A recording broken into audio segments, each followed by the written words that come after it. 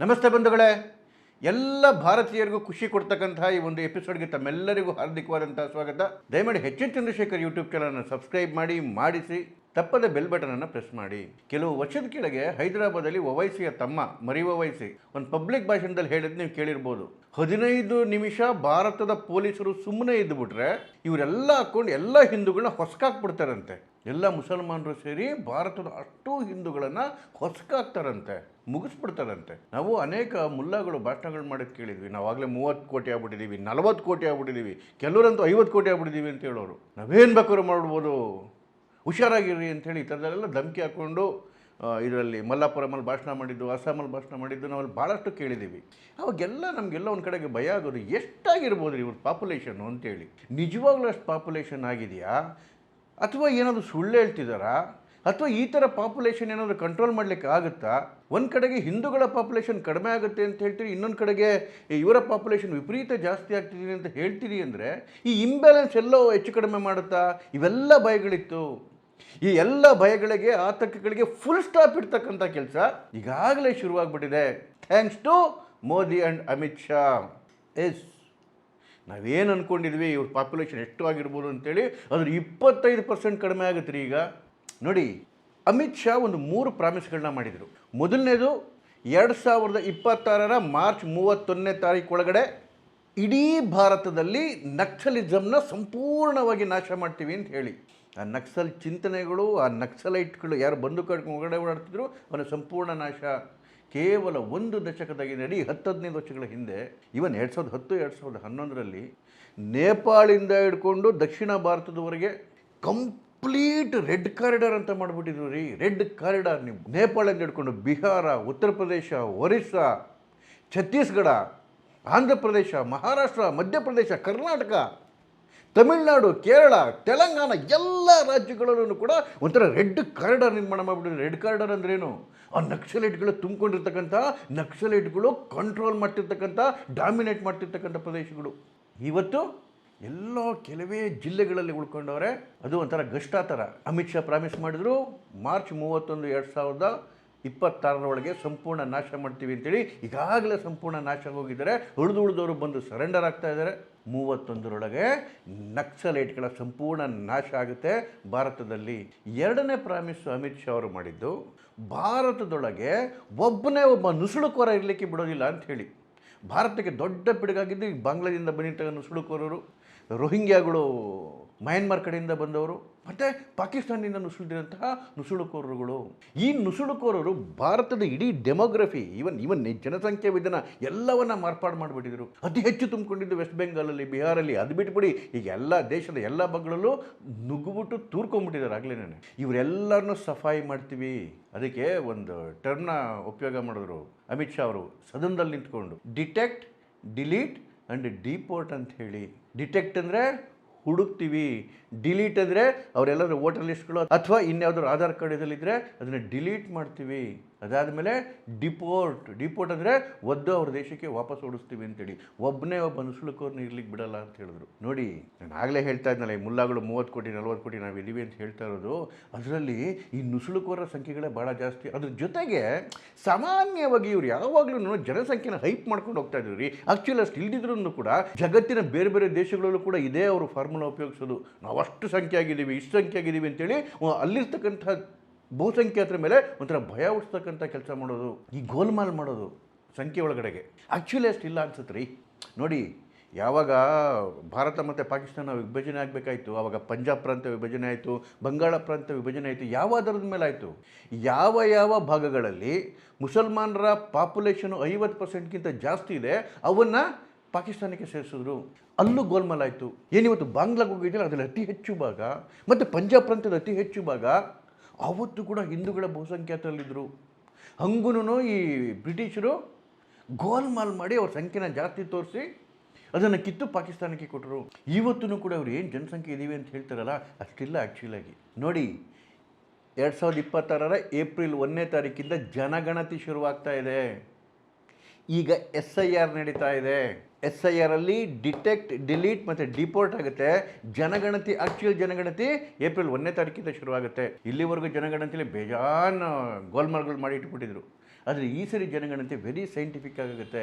ಈಗ ನೋಡಿ SIR ತಗೊಳ್ಳಿ ನೀವು, ಕೇವಲ ವೆಸ್ಟ್ ಬೆಂಗಾಲ್ ಒಂದರಲ್ಲಿ ಸುಮಾರು 30 ಲಕ್ಷ ಹೆಸರುಗಳು ಈಗಾಗಲೇ ಡಿಲೀಟ್ ಆಗಿದ್ದಾವೆ. ಡಿಲೀಟ್ ಅದರ ಅರ್ಥ ಅಲ್ಲಿ ತೀರೋಗಿದ್ದಾರೋ, ಇಲ್ಲ ಎರಡೆರಡು ಕಡೆಗೆ ಹೆಸರಿರ್ತಕ್ಕಂಥವ್ರು ಅಥವಾ ಬೇರೆ ಕಡೆಗೆ ಹೋಗಿ ಸೆಟ್ಲ್ ಆಗಿರೋರು, ಅಥವಾ ನಮ್ಮ ದೇಶದಲ್ಲಿ ಅಲ್ದಿರೋರು ಬಂದು ತುರ್ಕೊಂಡು ಅಲ್ಲಿ ಹೆಸರು ಕೊಟ್ಟಿದ್ದವರು, ಇಂಥವು 30 ಲಕ್ಷ ಆಗಾಗಲೇ ವೋಟ್ಗಳು ಡಿಲೀಟ್ ಆಗಿದೆ.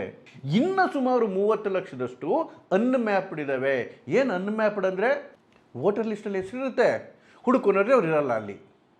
ನಾನೊಂದು ವಿಡಿಯೋ ಕೂಡ ಮಾಡಿಬಿಟ್ಟು ಹೇಳಿದೆ, ಇವತ್ತು ಪಶ್ಚಿಮ ಬಂಗಾಳದಲ್ಲಿ ಹಳ್ಳಿನೇ ಖಾಲಿಯಾಗೋಗಿದೆ. ಯಾರಿವರು?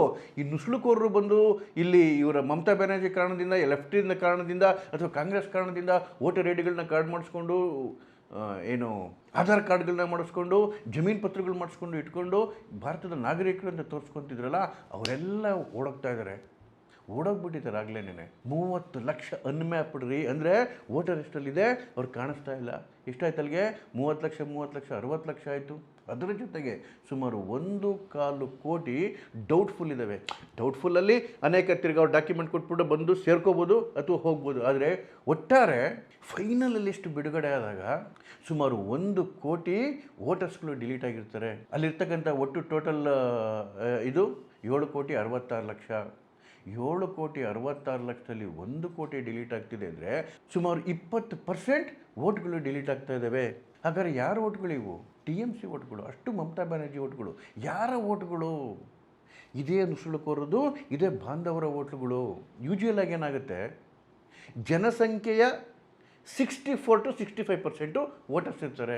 ಅಂದರೆ 1 ಕೋಟಿ ವೋಟೇ ಕಟ್ಟಾಗಿದೆ ಅಂತ ಹೇಳಿದ್ರೆ ಸುಮಾರು 1,35,00,000ದಿಂದ 1,40,00,000ದವರೆಗೆ ಜನಸಂಖ್ಯೆ ಕಡಿಮೆ ಆಗಿರುತ್ತೆ. ಇದು ಜನಗಣತಿ ಒಳಗಡೆಗೆ ಬರುತ್ತೆ.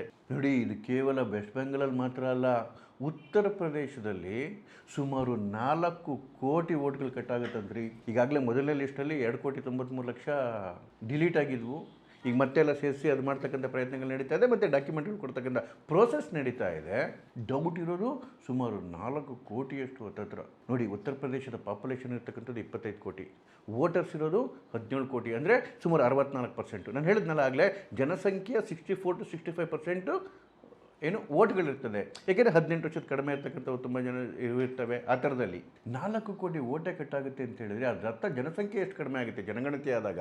ಆಲ್ಮೋಸ್ಟ್ 5ರಿಂದ 5.5 ಕೋಟಿ. ಉತ್ತರ ಪ್ರದೇಶದಂತಹ ಜಾಗದಲ್ಲಿ 25 ಕೋಟಿ ಪಾಪ್ಯುಲೇಷನ್ ಇರೋದ್ರಲ್ಲಿ 5.5 ಕೋಟಿ ಪಾಪ್ಯುಲೇಷನ್ ಕಡಿಮೆ ಆಯಿತು ಅಂತ ಹೇಳಿದ್ರೆ ಯಾರ ಪಾಪ್ಯುಲೇಷನ್ ಅದು ಕಡಿಮೆ ಆಗಿರೋದು? ಅದರ ಅರ್ಥ ಇವರು ಏನು ಜನಸಂಖ್ಯೆ ಅಂತ ತೋರಿಸ್ತಾ ಇದ್ದಾರಲ್ಲ ಅಷ್ಟಿಲ್ಲ. ಈ ನುಸುಳುಕೋರನ್ನ ಕಿತ್ತಾಕಿ ಈ ಎರಡೆರಡು ಕಡೆ ಸಂಖ್ಯೆ ಇರೋರು, ತೀರೋಗಿರೋರು, ಅಥವಾ ಫರ್ಜಿಯಾಗಿ ಒಂದೇ ಹೆಸರಲ್ಲಿ 3 ಕಡೆ 4 ಕಡೆ ವೋಟರ್ ID ಕಾರ್ಡ್ ಮಾಡಿಸ್ಕೊಂಡಿರೋರು, ಇವ್ರನ್ನೆಲ್ಲವನ್ನು ಕಿತ್ತಾಕಿ ಸರಿ ಮಾಡಿದ್ರೆ ಇವ್ರ ಪಾಪ್ಯುಲೇಷನ್ ಎಷ್ಟು? 25% ಕೆಳಗಿಳಿದು ಬಿಡುತ್ತೆ. ನೋಡಿ, ಇವತ್ತು ನಮ್ಮ ಅದೃಷ್ಟ ಹೇಗಿದೆ ಅಂತ ಹೇಳಿದ್ರೆ, ಈವನ್ ಸುಪ್ರೀಂ ಕೋರ್ಟ್ ಕೂಡ ಏನು ನ್ಯಾಷನಲಿಸ್ಟ್ ಚಿಂತನೆಗಳನ್ನ ಮಾಡ್ತಾ ಇದೆ. ಇವತ್ತು ಸುಪ್ರೀಂ ಕೋರ್ಟ್ಗೆ ಹೋದ್ರೂ ಅವ್ರಿಗೇನು ರಾಹತ್ ಸಿಗಲ್ಲ, ಯಾರಿಗೆ ನುಸುಳುಕೋರಗಳಿಗೆ. ಮುಂಚೆ ಈ ಹ್ಯೂಮನ್ ರೈಟ್ಸ್ ಅದು ಇದು ಅಂತ ಹೇಳ್ಕೊಂಡು ಭಾಳ ಜನ ದೇಶದ್ರೋಹಿ ಚಿಂತನೆ ಇರೋರು, ಈ ಅರ್ಬನ್ ನಕ್ಸಲ್ಗಳು ಕೋರ್ಟ್ಗೆ ಹೊರಟೋಗೋರು. ಅಂಥವ್ರಿಗೆ ಕೋರ್ಟ್ ಇವೆಂಥವೆಲ್ಲ ಅವಕಾಶ ಮಾಡ್ಬಿಟ್ಟು ಕೊಡೋದು. ಆದರೆ ಸುಪ್ರೀಂ ಕೋರ್ಟ್ ಕೂಡ ಮೊನ್ನೆ ಭಾಳ ಸರಿಯಾಗಿ ಹೇಳಿದೆ, ನುಸುಳುಕೋರರಿಗೆ ಯಾವುದೇ ಒಂದು ರಿಬೇಟ್ ಕೊಡೋದಿಲ್ಲ ಅಂತ ಹೇಳಿ, ಅವರಿಗೆ ಭಾರತದಲ್ಲಿರೋಕ್ಕೆ ಅವಕಾಶವೇ ಇಲ್ಲ ಅಂತ. 3ನೇ ಪ್ರಾಮಿಸ್ ಮಾಡಿದ್ದು ಅಮಿತ್ ಶಾ ಅವರು, 5th ಕಾಲಮನ್ನು ಹೊಸಕಿ ಆಗ್ತೀನಿ ಅಂತೇಳಿ. ಏನಿದು 5th ಕಾಲಮ್? ಭಾರತದ ಒಳಗಡೆ ಕೂತ್ಕೊಂಡು ಭಾರತದ ವಿರುದ್ಧ ಕೆಲಸ ಮಾಡೋದು, ಪಾಕಿಸ್ತಾನದ ಪ್ರೇಮವನ್ನು ತೋರಿಸೋದು, ನುಸುಳುಕೋರ ಜೊತೆ ಸೇರಿಕೊಂಡು ಅಥವಾ ಆ ರೀತಿಯ ಮನಸ್ಥಿತಿಯವರ ಜೊತೆ ಸೇರಿಕೊಂಡು ಭಾರತ ವಿರೋಧಿ ಚಟುವಟಿಕೆ ನಡೆಸೋರು. ಈ ಅರ್ಷದ್ ಮದಾನಿ, ಮೊಹಮ್ಮದ್ ಮದಾನಿ ಇಂಥವ್ರು ಭಾರಿ ಕೊಚ್ಕೊಂಡು ರೋಪ್ ಹಾಕ್ಕೊಂಡು ಉಗ್ರ ಭಾಷಣಗಳು ಮಾಡಿಕೊಂಡು ಬೆಂಕಿ ಹಚ್ತಾ ಇದ್ರಲ್ಲ ಸಮಾಜದಲ್ಲಿ, ಇಂಥವ್ರನ್ನೆಲ್ಲ ಹೊಸಕಿ ಆಗ್ತೇವೆ ಅಂತೇಳಿ ಅಮಿತ್ ಶಾ ಅವರು ಹೇಳಿದ್ದಾರೆ. ನೋಡಿ, ಈ ರೀತಿ ದೇಶದ್ರೋಹಿಗಳು, ಪಾಕಿಸ್ತಾನ ಮೇಲೆ ಅತಿಯಾಗಿ ಪ್ರೀತಿ ತೋರಿಸೋರು, ಒಳಗಡೆನೆ ಭಾರತ್ ತೆರೆ ಟುಕಡೆ ಹೋಗಿ ಇನ್ಶಾಲ್ಲ ಅನ್ನೋರು ಇವತ್ತು ಭಾರತದ ಹಳ್ಳಿಲಿ ನಗರಗಳಲ್ಲಿ ಸೇರ್ಕೊಂಡ್ಬಿಟ್ಟಿದ್ದಾರೆ ರೀ. ಇಂಥವ್ರನ್ನೆಲ್ಲ ಹುಡುಕಿ ಯಾಚೆ ಎಳ್ಕೊಂಬಂದು ಹೊಸಕಾಗ್ತಕ್ಕಂಥ ಕೆಲಸ ಕೇಂದ್ರ ಸರ್ಕಾರದಿಂದ ನಡೆಯುತ್ತೆ, ಕಾನೂನಿನ ರೀತಿಯೇ ನಡೆಯುತ್ತೆ. ಈ ಚಟುವಟಿಕೆಗಳು ಶುರುವಾಗ್ತಿದ್ದಾಗ ಈಗಾಗಲೇ ಮದಾನಿದ ನಾಲ್ಗೆನೇ ಚೇಂಜ್ ಆಗೋಗ್ಬಿಟ್ಟಿದೆ. ಸೊ ಈ ಎಲ್ಲ ಆಕ್ಟಿವಿಟಿಗಳಿಂದ, ಒಂದು SIR ಇಂದ, ಮತ್ತೊಂದು ಜನಗಣತಿಯಿಂದ ಏನು ಆ್ಯಕ್ಚುಯಲ್ ಪಾಪ್ಯುಲೇಷನ್ ಇದೆಯಲ್ಲ, ಈ ಆ್ಯಕ್ಚುಯಲ್ ಪಾಪ್ಯುಲೇಷನ್ ಆಚೆ ಬರುತ್ತೆ. ಆಚೆ ಬರ್ತಕ್ಕಂಥ ಆ್ಯಕ್ಚುಯಲ್ ಪಾಪ್ಯುಲೇಷನ್ನು ನಾವೇನು ಅಂದ್ಕೊಂಡಿದ್ದೀವಲ್ಲ ಅದಕ್ಕಿಂತ ಸುಮಾರು 25% ಕಡಿಮೆ ಇರುತ್ತೆ. ಇವತ್ತು ನೋಡಿ, ಇಡೀ ಜಗತ್ತಲ್ಲಿ ಈ ಪಾಕಿಸ್ತಾನ ಅಂತಕ್ಕಂಥದ್ದು ಹೇಗೆ ಒಂದು ಅಶಾಂತಿಯ ವಾತಾವರಣ ನಿರ್ಮಾಣ ಮಾಡ್ತಿದೆ ಅಂತ ಹೇಳಿದ್ರೆ ನೋಡಿ, ಮೊನ್ನೆ ಆಸ್ಟ್ರೇಲಿಯಾದಲ್ಲಿ ಯಹೂದಿಗಳನ್ನ ಗುರಿಯಾಗಿಸ್ಕೊಂಡು ಭಯೋತ್ಪಾದಕ ಕೃತ್ಯ ನಡೀತು, ಹತ್ತಾರು ಯಹೂದಿಗಳು ಪ್ರಾಣ ಬಿಟ್ಟರು. ಅದನ್ನು ನಡೆಸ್ತವ್ರು ಯಾರು ಗೊತ್ತಾ? ಪಾಕಿಸ್ತಾನದವರು, ಪಾಕಿಸ್ತಾನದ ನಂಟಿರ್ತಕ್ಕಂಥವ್ರು, ಪಾಕಿಸ್ತಾನದ ಮೂಲದವರು. ಆದರೆ ಕರ್ಮ ಏನು ಅಂತ ಹೇಳಿದ್ರೆ, ಆಸ್ಟ್ರೇಲಿಯಾಗೆ ಎದ್ದು ಬಂದು ಪಾಕಿಸ್ತಾನವನ್ನು ಹೊಸಕಾಗ್ತಕ್ಕಂತಹ ತಾಕತ್ತಿಲ್ಲ, ಉಳಿಸ್ಕೊಂಡೇ ಇಲ್ಲ ರೀ ಅನೇಕ ದೇಶಗಳು ಇವತ್ತು. ಆದರೆ ಇಸ್ರೇಲ್ಗೆ ಆ ತಾಕತ್ತಿದೆ. ಒಂದು ಖುಷಿ ನ್ಯೂಸ್ ನಿಮಗೆ ಕೊಡಬೇಕು ಅಂತ ಹೇಳಿದ್ರೆ, ಇವತ್ತು ಇಸ್ರೇಲ್ ಮತ್ತು ಭಾರತ ಜಂಟಿಯಾಗಿ ಪ್ರಾಜೆಕ್ಟನ್ನು ಸ್ಟಾರ್ಟ್ ಮಾಡಿದ್ದಾವೆ, ಜಾಯಿಂಟ್ ಪ್ರಾಜೆಕ್ಟ್. ಯಾವುದು ಜಾಯಿಂಟ್ ಪ್ರಾಜೆಕ್ಟು? ಪಾಕಿಸ್ತಾನವನ್ನು ಹೊಸಕಾಗ್ತಕ್ಕಂಥದ್ದು. ರಾಜನಾಥ್ ಸಿಂಗ್ ಅದಕ್ಕೇ ಹೇಳ್ತಾ ಇದ್ರು, ಈ ಪಾಕಿಸ್ತಾನ ಭೂಪಟದಲ್ಲೇ ಇರಲ್ಲ ಅಂತ ಹೇಳಿ. ಈಗಾಗಲೇ ಅದರ ಚಟುವಟಿಕೆಗಳು ಶುರುವಾಗಿದೆ. ಭಾರತ ಮತ್ತು ಇಸ್ರೇಲ್ ಜಾಯಿಂಟ್ ಪ್ರಾಜೆಕ್ಟ್, ಅದು ಇಡೀ ಪಾಕಿಸ್ತಾನವನ್ನು ನಾಶ ಮಾಡುತ್ತೀರಿ. ಈವನ್ ಅಮೇರಿಕ ವಿರೋಧ ಇದ್ದರೂ ಕೂಡ ಅಮೇರಿಕ ವಿರೋಧವನ್ನು ಲೆಕ್ಕಿಸ್ತಕ್ಕಂತಹ ಸ್ಥಿತಿ ಒಳಗೆ ಭಾರತನೂ ಇಲ್ಲ, ಇವತ್ತು ಇಸ್ರೇಲೂ ಇಲ್ಲ. ಭಾರತನ ಎದುರಿಸೋಕ್ಕೆ ಏನೇನೋ ಪ್ರಯತ್ನ ಮಾಡಿಬಿಟ್ರು ಟ್ರಂಪಣ್ಣ, ಯಾವುದು ನಡೀಲಿಲ್ಲ. ಭಾರತ ಬಗ್ಲೇ ಇಲ್ಲ.